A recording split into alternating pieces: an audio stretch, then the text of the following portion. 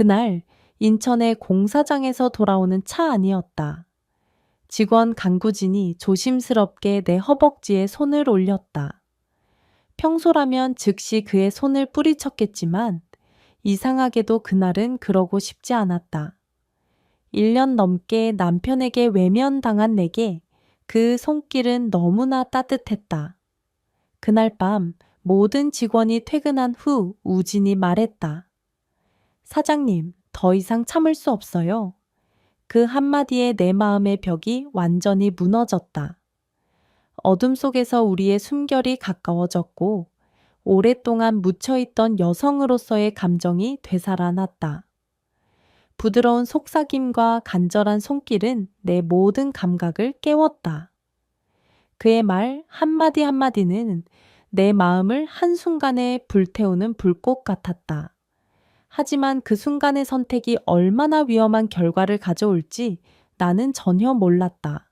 저는 박지연, 55세, 인천에서 소규모지만 열정을 다해 운영하는 인테리어 디자인 회사의 대표입니다. 오늘 제가 나누고자 하는 이야기는 쉽지 않습니다. 이 이야기는 저를 부끄럽고 괴롭게 만들지만 어딘가에서 저와 비슷한 외로움을 겪고 있는 여성들에게 위로와 깨달음을 줄 수 있기를 바라며 용기를 내어 털어놓습니다. 남편 이민호와 마지막으로 가까웠던 때는 1년하고도 2달 전입니다. 그 순간을 정확히 기억하는 이유는 그 이후로 민호가 단 한 번도 저를 건드리지 않았기 때문입니다. 어느 날 밤, 답답한 마음을 참지 못하고 침실에서 조심스럽게 말을 꺼냈다. 여보, 우리 언제부터 이렇게 됐어? 요즘 당신은 나를 여자로 보지 않는 것 같아. 내 목소리는 떨렸고 희미한 기대가 담겨 있었다. 하지만 민호는 피곤한 목소리로 차갑게 대답했다. 이 나이에 무슨 소리야? 나 지쳤어. 그 말은 차가운 칼날처럼 내 가슴을 파고들었다. 나는 멈춰서서 생각했다. 그에게 나는 이제 여자가 아니구나. 민호는 57세로 지난 30년간 서울의 한 회사에서 성실히 일해 온 남자였다. 하지만 작년에 퇴직한 후 그는 완전히 다른 사람처럼 변했다.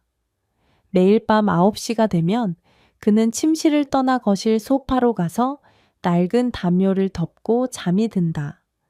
나는 넓은 침대에 홀로 누워 어둠 속에서 뒤척이며 잠을 이루지 못한다.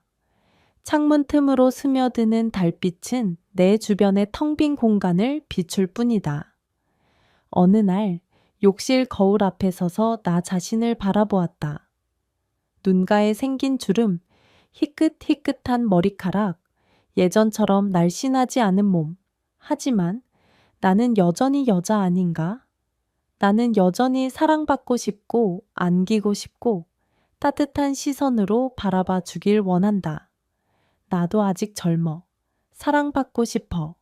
나는 거울 속의 나에게 속삭였지만 대답은 샤워기에서 떨어지는 물방울 소리뿐이었다. 마음은 무겁게 가라앉았고 세상이 나의 존재와 감정을 잊어버린 것 같았다. 하지만 우리 부부가 늘 이렇게 차가웠던 것은 아니다. 예전에는 모든 것이 달랐다. 신혼 시절 민호는 내 심장을 두근거리게 하는 남자였다. 내가 화장실에 간다고 해도 그는 장난스럽게 어디가? 라며 따라오곤 했다. 퇴근 후 집에 돌아오면 그는 제일 먼저 나를 찾아 따뜻한 품에 안으며 속삭였다. 여보, 너무 보고 싶었어. 그의 뜨거운 숨결이 내 목덜미를 스치면 온몸이 달아올랐다. 주말이면 아침부터 나를 깨우며 장난을 치고 늦은 밤까지 서로를 갈망했다. 결혼 3년 만에 아들을 낳았고 2년 뒤에는 딸을 낳았다. 아이들이 어릴 때도 민호는 나를 늘 사랑해 주었다. 여보, 고생 많았어. 아이들 재우고 우리 시간 가지자. 그는 내 어깨를 주무르며 다정하게 말했다. 아이들이 잠든 후 우리는 둘만의 시간을 보냈다. 40대가 되어서도 그는 나를 예쁘다고, 섹시하다고 말하며 나를 바라보았다. 친구들은 부러워했다. 너희는 정말 신혼부부 같아. 하지만 언제부터였을까? 모든 것이 변하기 시작했다. 아마도 아이들이 대학을 졸업하고 독립하면서부터였을 것이다. 아들은 부산의 큰 회사에서 일하며 자취하고 있고, 딸은 대구에서 결혼해 따로 살고 있다. 인천의 집에 우리 둘만 남게 되자 나는 빈둥지 증후군을 겪는 줄 알았다. 하지만 민호의 관심도 함께 사라졌다. 특히 퇴직 후 그는 나와 거의 대화하지 않았다. 하루 종일 TV만 보고 내가 무슨 말을 해도 응, 그래 라는 건성 대답뿐이었다. 때로는 내가 투명 인간이 된 것 같았다. 물론 나도 가만히 있지 않았다. 민호가 좋아하는 김치찌개나 불고기를 만들어주고 옷도 정성껏 골라 사주며 나름대로 노력했다. 하지만 그는 내 마음을 전혀 알아주지 않는 것 같았다. 매일 밤 침대에 누워 천장만 바라보며 생각했다. 이런 삶이 언제까지 이어질까? 친구들에게 이런 이야기를 털어놓기엔 너무 부끄러웠고 나는 혼자 소갈이를 했다. 그러던 어느 날 고등학교 동창인 최수민에게서 연락이 왔다. 수민은 남편과 서울 강남에서 작은 식당을 운영하고 있다. 지연아, 오랜만에 만나자. 요즘 잘 지내? 우리는 강남의 세련된 카페에서 만났다. 따뜻한 조명 아래 앉은 수민의 얼굴은 생기로 빛났다. 그녀가 먼저 입을 열었다. 아이고, 요즘 우리 남편이 나한테 너무 달라붙어서 힘들어 죽겠어. 나는 깜짝 놀랐다. 수민도 나와 같은 55세인데 남편이 달라붙는다니? 이 나이에 어떻게 그래? 나는 놀라움을 감추지 못하고 물었다. 수민은 킥킥 웃으며 매일 밤 남편이 자신을 찾는다고 투덜댔다. 하지만 그녀의 눈가에 번지는 미소는 행복으로 가득했다. 나는 그녀를 보며 속으로 생각했다. 부럽다. 나도 저렇게 사랑받고 싶어. 수미는 계속 투덜거렸다. 진짜 피곤해. 이 나이에 이런 걸로 고민해야 하나? 하지만 그녀의 표정은 전혀 피곤해 보이지 않았다. 오히려 사랑받는 여자로서의 자신감이 넘쳤다. 나는 그녀의 이야기를 들으며 내 처지와 비교하지 않을 수 없었다. 우리 집은 몇 달째 각방을 쓰고 있는데 그 말이 목구멍까지 올라왔지만 부끄러워 입 밖으로 내지 못했다. 대신 억지로 밝게 웃으며 말했다. 그래도 좋겠다. 사랑받는 거잖아. 수미는 고개를 저으며 웃었다. 좋긴 뭐가 좋아. 체력이 달려 죽겠어. 하지만 그 말 속에서도 그녀의 얼굴은 환했다. 나는 점점 더 우울해졌다. 같은 나이인데 왜 이렇게 다를까? 수미는 여전히 사랑받고 있는데 나는 투명 인간 취급을 받고 있다. 강남에서 인천으로 돌아가는 길, 마음이 더욱 무거워졌다. 그날 밤 민호는 어김없이 소파로 갔다. 나는 혼자 침실에 누워 수민의 이야기를 떠올렸다. 이게 정상인가? 우리 부부가 이상한 건가? 다른 집은 나이 들어도 여전히 부부로 사는데 우리는 왜 이렇게 됐을까? 수민에게 부러움을 느끼는 나 자신이 한심하게 느껴졌다. 다시 거울 앞에 서서 내 모습을 살펴보았다. 수민과 별 차이 없는데 오히려 내가 더 신경 써서 관리하는 것 같은데 나도 사랑받고 싶어. 작은 목소리로 중얼거렸지만 들어줄 사람은 없었다. 그날 밤 나는 많이 울었다. 눈물이 베개를 적실 정도로. 다음 주 월요일 인천에 우리 회사에 새로운 직원이 입사했다. 공사장 관리자로 채용된 간구진 35세 미혼이었다. 이력서를 보며 생각했다. 요즘 젊은이들은 정말 늦게 결혼하네. 우진은 키 100대 1촌포미 정도의 단정한 인상의 젊은이였다. 안녕하세요. 오늘부터 일 시작하는 강구진입니다. 그는 차분하면서도 힘이 있는 목소리로 인사했다. 반갑습니다. 저는 대표 박지연입니다. 잘 부탁해요. 나는 미소로 답했다. 우진에게 업무를 설명하며 놀랐다. 그는 일을 빠르게 파악했다. 이 부분은 이렇게 처리하면 되죠? 그는 진지하게 물었다. 맞아요. 역시 경력이 있네요. 나는 고개를 끄덕였다. 요즘 젊은이들은 대충대충 하는 경우가 많은데 우진은 달랐다. 인천 공사장에 함께 나가며 더 많은 대화를 나눴다. 사장님, 이 공사는 언제까지 마무리해야 하나요? 다음 달까지 끝내야 해요. 알겠습니다. 최선을 다하겠습니다. 그의 일하는 모습은 정말 성실했다. 며칠 뒤 우진이 말했다. 사장님은 정말 대단하세요. 갑자기 왜 그래요? 나는 웃으며 물었다. 이 일을 이렇게 오래 하시면서도 열정이 식지 않으시잖아요. 그 말에 가슴이 뭉클했다. 아무도 내 노력을 인정해주지 않았는데 직장에서 이런 말을 들으니 기분이 좋았다. 고마워요. 그런 말 들으니 힘이 나네요. 나는 대답했다. 진심이에요. 사장님 같은 분 밑에서 일할 수 있어서 영광입니다. 우진의 말에서 진심이 느껴졌다. 오랜만에 누군가에게 인정받는 기분이었다. 그날부터 인천 공사장에 나가는 것이 기대되기 시작했다. 우진도 나를 기다리는 것 같았다. 사장님, 오늘 점심 뭐 드실 건가요? 글쎄요, 뭐가 좋을까? 제가 아는 맛집이 있는데 같이 가실래요? 우리는 공사장 근처 작은 식당에서 점심을 먹었다. 불고기 냄새가 구수하게 퍼지는 그곳에서 우진이 물었다. 사장님, 이 일 혼자 하시느라 힘드시죠? 이제 익숙해졌어요. 나는 가볍게 웃었다. 가족들이 응원 많이 해주시겠죠? 그 말에 나는 잠시 말을 잃었다. 민호는 내 일에 전혀 관심이 없었기 때문이다. 글쎄요, 그냥 하던 일이니까. 나는 애매하게 대답했다. 우진은 내 표정을 유심히 보았다. 뭐 힘든 일 있으신 것 같아요. 아니에요. 괜찮아요. 나는 얼른 부인했지만 우진은 계속 나를 배려해 주었다. 사장님이 힘들어 보이실 때가 있어요.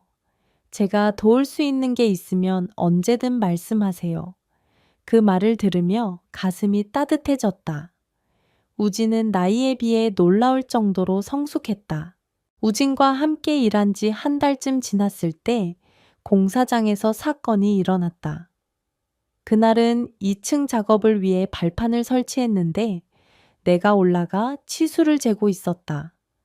그런데 갑자기 발판이 흔들리며 내가 비틀거렸다.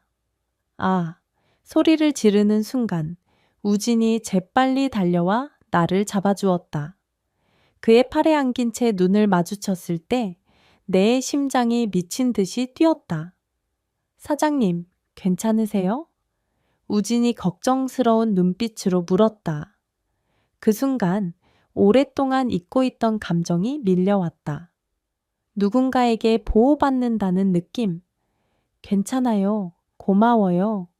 나는 얼굴이 빨개지는 걸 느끼며 대답했다. 우진도 나를 내려놓으며 어색해하는 것 같았다. 다음부턴 제가 올라갈게요. 위험해요. 아니에요. 괜찮아요. 나는 말했지만 우진은 계속 내 곁을 맴돌며 신경 써주었다. 그날 오후 공사장을 마치고 차로 돌아가는 길이었다. 차 안은 조용했다. 나는 창밖을 보며 멍하니 앉아 있었는데 우진이 말을 걸었다. 오늘 많이 놀라셨죠? 좀 그랬어요.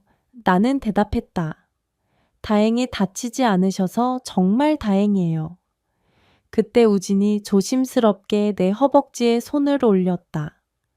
나는 깜짝 놀랐지만 손을 치지 않았다. 평소라면 뭐 하는 거예요? 라며 바로 뿌리쳤겠지만 이상하게도 그러고 싶지 않았다. 우진의 손은 따뜻했다. 얼마나 오랫동안 이런 따뜻한 손길을 느끼지 못했는지. 우진 씨, 나는 그의 이름을 불렀다.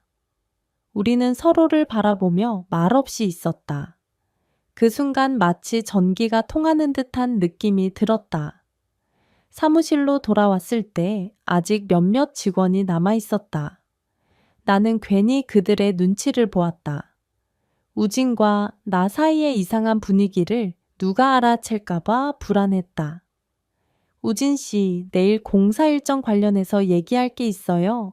잠깐 대표실로 와 주세요. 나는 말했다. 개인 사무실로 들어가 문을 닫고 업무 이야기를 시작했지만 우진의 눈빛은 달랐다. 사장님. 그가 조심스럽게 다가오려는 순간 나는 당황했다. 잠깐, 밖에 사람들이 있어요. 우진은 고개를 끄덕이며 뒤로 물러났다. 우리는 어색하게 업무 이야기를 마무리했고 우진이 사무실을 나갔다. 1시간쯤 뒤 마지막 직원이 퇴근했다. 사무실은 고요해졌다. 나는 서류를 정리하며 혼자 있었다. 그때 노크도 없이 문이 열렸다. 우진이었다. 사장님, 이제 다 퇴근했네요. 그는 의미심장한 미소를 지으며 말했다. 그리고 문을 닫더니 불까지 껐다. 우진 씨, 내 목소리가 떨렸다. 어둠 속에서 우진이 천천히 다가왔다. 사장님, 더 이상 참을 수 없어요. 그는 낮고 깊은 목소리로 말했다. 나는 고개를 끄덕였다. 어둠 속에서 그의 따뜻한 숨결이 가까워졌다. 남자의 향기가 코끝을 스쳤다. 부드럽고 따뜻한 손길이 내 어깨를 감쌌다. 누군가 내 이름을 간절히 부르는 목소리. 1년 넘게 얼어붙었던 내 마음이 천천히 녹아내렸다. 그의 천이 전해지며 온몸이 따뜻해졌다. 어둠 속에서 서로의 호흡 소리만 들렸다. 부드러운 속삭임과 달콤한 향기에 정신이 아찔해졌다. 그렇게 시간이 흘렀다. 오랜만에 내가 한 사람의 여자로 느껴지는 밤이었다. 누군가 나를 소중히 여기고 원한다는 느낌. 민호와는 완전히 다른 감정이었다. 우진은 더 적극적이고 열정적이었다. 그날 밤은 정말 오랜만에 나를 여자로 만들어준 시간이었다. 그 일이 있고 나서 며칠 동안 나는 혼란스러웠다. 죄책감과 행복감이 동시에 밀려왔다. 집에서 민호를 볼 때마다 가슴이 찔렸다. 하지만 우진을 떠올리면 심장이 뛰었다. 공사장에서 일할 때 우리 눈은 자꾸 마주쳤다. 사장님, 어제 후회하세요? 우진이 조심스럽게 물었다. 나는 대답하지 못했다. 그날 저녁, 직원들이 다 퇴근한 후 우진이 다시 내 사무실로 들어왔다. 사장님, 이제 다 퇴근했네요. 또 그 말이었다. 그날도 어둠 속에서 서로를 느꼈다. 이번엔 더 간절하고 뜨거웠다. 그런 일이 며칠 더 반복되며 우진이 제안했다. 사장님, 여기 말고 조용한 곳에서 만날까요? 나도 사무실에서 계속 그러는 게 불안했다. 어디서요? 제가 알아볼게요. 그렇게 우리는 수원의 작은 모텔에서 만나기 시작했다. 그곳에서는 더 자유롭게 서로를 느낄 수 있었다. 우진은 매번 나를 배려했다. 사장님, 힘드시죠? 괜찮아요. 정말 소중해요. 그 말을 들을 때마다 가슴이 뭉클했다. 민호가 언제 마지막으로 그런 말을 했는지 기억도 나지 않았다. 어느 날 저녁, 수원의 모텔에서 밥을 먹으며 우진이 진지하게 말했다. 사장님, 저 진심이에요. 우진 씨, 이런 마음 처음이에요. 정말로요. 그리고 충격적인 말을 꺼냈다. 사장님, 이혼하고 저와 함께 살아요. 나는 깜짝 놀랐다. 뭐라고요? 진심이에요. 저는 사장님을 정말 사랑해요. 그는 진지한 표정으로 말했다. 하지만 현실을 생각하니 답답했다. 우진 씨, 우리 나이 차이가 20살이에요. 당신 미래를 망칠 순 없어요. 나이 차이가 뭐가 중요해요? 전 사장님이 정말 좋아요. 안 돼요. 당신은 아직 젊어요. 결혼도 안 했고. 나는 단호히 거절했다. 하지만 우진은 포기하지 않았다. 그러나 문제가 생기기 시작했다. 민호가 의심하기 시작한 것이다. 어느 날 밤 늦게 집에 들어갔더니 민호가 기다리고 있었다. 요즘 늦게 들어오네. 직원이 있으면서 일이 뭐가 그렇게 많아? 그의 눈빛이 예사롭지 않았다. 정말 위험했던 순간도 있었다. 어느 날 우진과 사무실에 있는데 갑자기 문이 열리는 소리가 들렸다. 깜짝 놀라 우진을 밀어냈는데 청소하러 온 아주머니였다. 어머, 아직 안 가셨어요? 네, 일이 좀 있어서요. 나는 대답했다. 그때 정말 식은땀이 났다. 또 한 번은 수원 모텔에서 나오는데 회사 직원 중 한 명이 지나가는 걸 봤다. 나는 급히 다른 쪽으로 돌아 나왔지만 우진은 정면으로 마주쳤다. 다음 날 그 직원이 우진에게 물었다. 어제 그 근처에서 뭐 하셨어요? 아, 친구 만났어요. 우진이 대답했다. 그때 옆에서 듣던 내 심장은 터질 것 같았다. 가장 위험했던 순간은 민호가 갑자기 회사에 온 날이었다.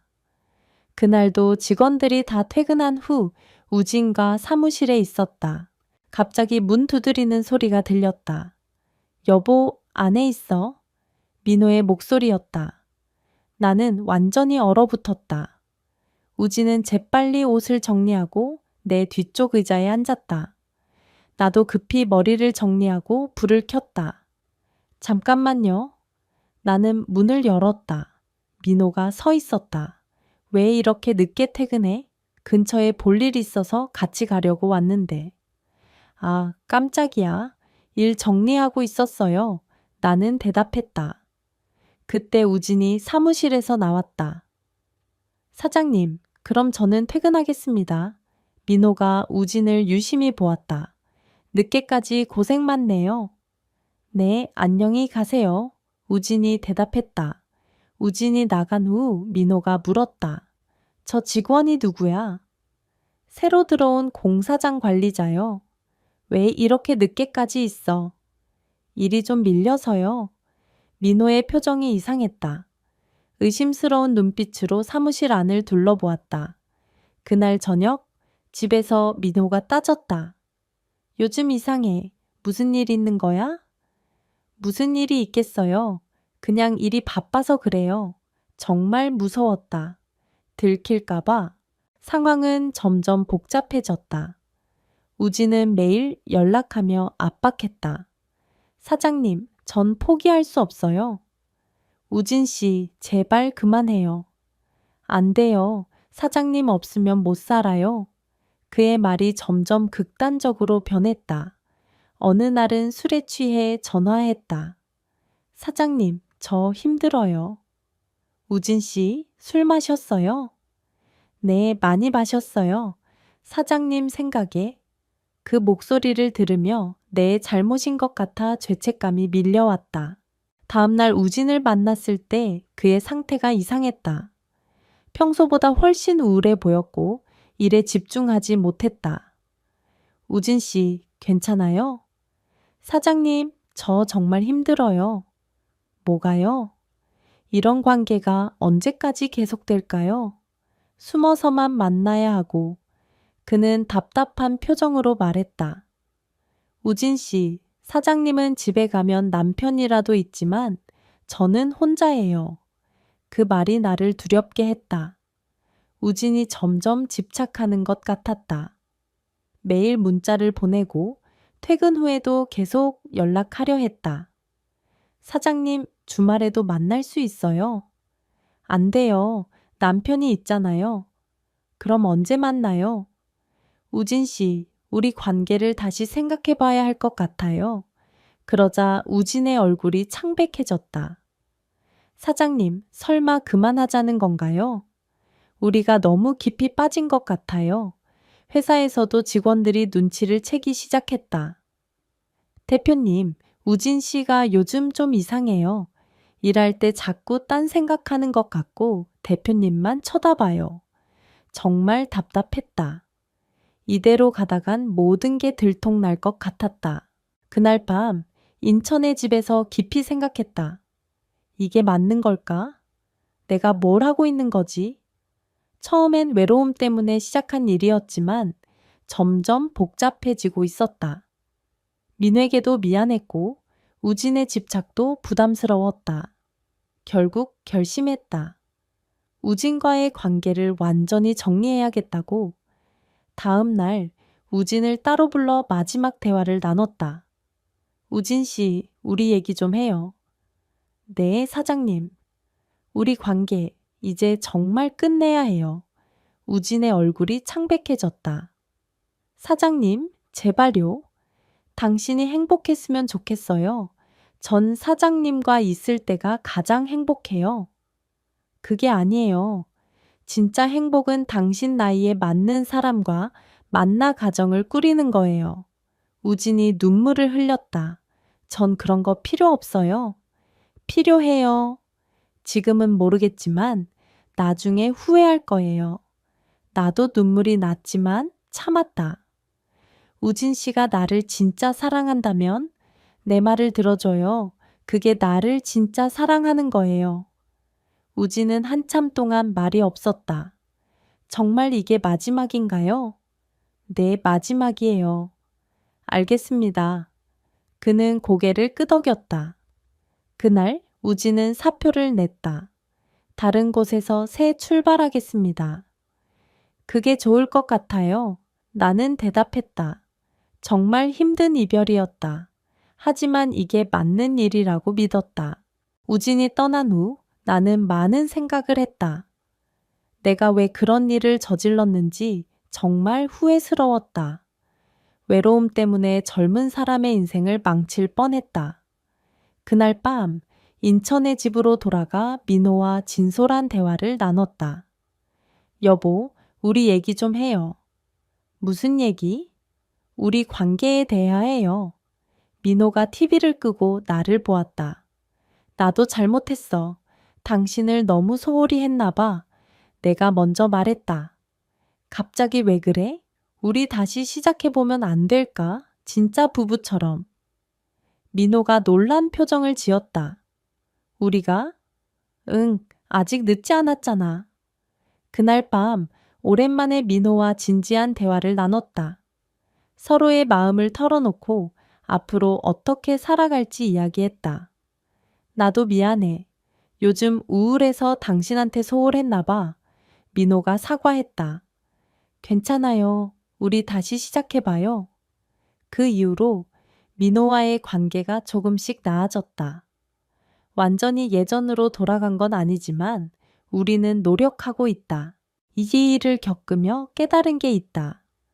진정한 사랑은 상대방의 행복을 바라는 것이라는 점이다. 내가 우진을 정말 위했다면 처음부터 선을 그었어야 했다. 그리고 민호와의 문제도 다른 사람을 통해 해결하려 한 게 잘못이었다. 부부 문제는 부부가 해결해야 한다. 요즘은 민호와 함께 인천의 거리를 산책하고 대화를 많이 나눈다. 완벽하지는 않지만 예전보다 훨씬 나아졌다. 우진이 어떻게 지내는지 모르지만 좋은 사람을 만나 행복하게 살았으면 좋겠다. 외로움이나 소외감 때문에 잘못된 선택을 하지 마세요. 그 순간은 달콤할지 모르지만 결국 모두에게 상처만 남는다. 진정한 행복은 정직하고 성실한 관계에서 나온다는 걸 깨달았다. 늦었지만 민호와 새로운 시작을 하고 있다. 나이 들어도 사랑은 가능하다. 단, 그 사랑이 올바른 방향이어야 한다는 걸 배웠다.